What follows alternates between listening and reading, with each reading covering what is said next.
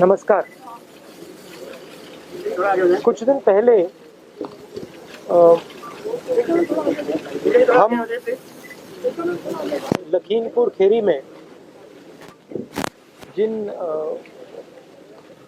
परिवारों के सदस्यों को कुचला गया था, उनके हम घर गए और उनसे बातचीत करने के बाद उन्होंने हमें बताया कि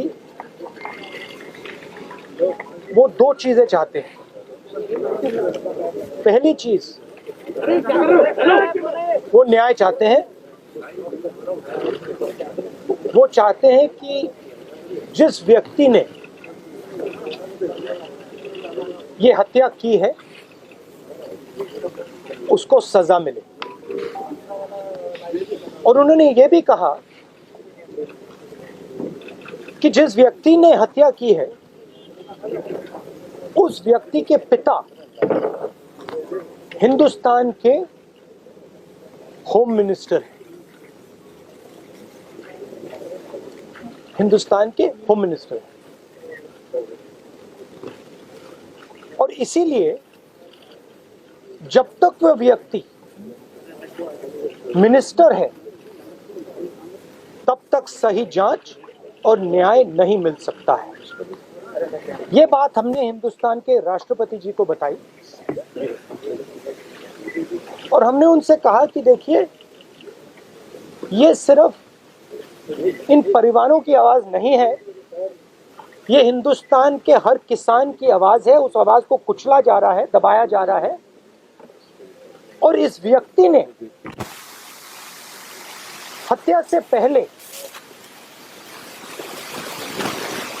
देश के सामने कहा है कि अगर सुधरोगे नहीं तो मैं सुधार दूंगा।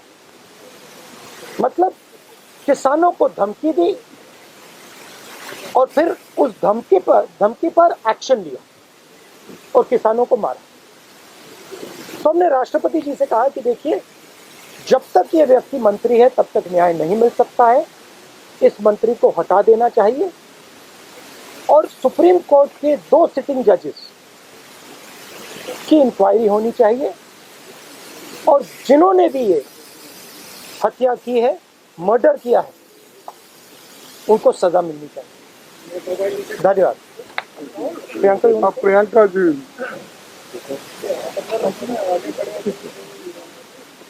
जब हम लखीमपुर खीरी में शहीद किसान और श्री रमेश कश्यप जो पत्रकार थे उनके परिजनों से मिले, तो जैसे राहुल जी ने कहा, वे सिर्फ न्याय चाहते हैं और उनके लिए न्याय का मतलब ये है कि सिटिंग जजेस द्वारा जांच की जाए, एक निष्पक्ष जांच हो। और सबसे महत्वपूर्ण मुद्दा उन्होंने ये उठाया कि जो गृह राज्य मंत्री हैं देश के, जो अपराधी के पिता हैं, उनकी बर्खास्तगी की जाए।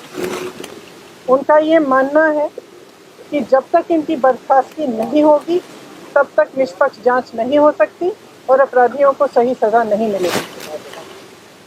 मैं मानती हूँ कि ये सिर्फ उन शहीद किसानों और शहीद पत्रकार के परिजनों की मांग नहीं है, ये उत्तर प्रदेश की सारी जनता की मांग है और ये देश के एक एक जो राइट थिंकिंग इंसान हैं उनकी भी मांग है। इस देश में न्याय की उम्मीद कभी बुझनी नहीं चाहिए और आज जो हम देख रहे हैं उससे सरकार ये संदेश दे रही है पूरे देश को कि आपको न्याय नहीं मिलेगा। अगर आप गरीब हैं, आप दलित हैं, आप किसान हैं, महिला हैं, आपके लिए न्याय नहीं है, कानून नहीं है।